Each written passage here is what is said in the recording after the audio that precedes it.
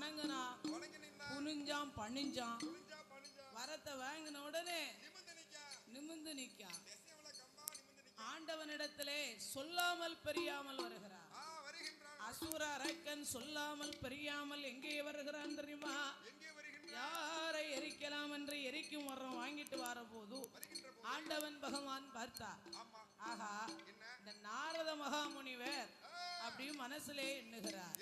இவன் எரிச்சிருவேன் சுட்டுருவேன் பொசிக்கிருவோம்னு வாரானே, பலவித மலர்களோடு பவுசுடனே ஆதி கைலாச வாசலுக்கு போனானே, ஆனா எரிச்சிருவேன் சுட்டுருவோம்னு புலம்பிக்கிட்டு வரானே. அரக்கா நின்னுடா, கையில என்ன வச்சிருக்க? யாரு தந்தா? அட பைத்தியார பிள்ளை, பகவான் என்ன சொல்லி கொடுத்தாரு? சரி, ஆஹா சரி, என்ன செஞ்சுட்டு வர? நம்பிக்கையோட நடந்து வரியா?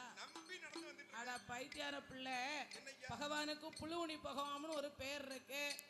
அதனாலே அவர் தந்த வரம் நல்ல வரமா பொல்லாத வரமா இதை பரிசோதனை செய்து பரீட்சை செய்து பார்க்க வேண்டும் என்று சொல்ல, அப்படியே ஆகட்டும் என்று ஆண்டருகிறார்.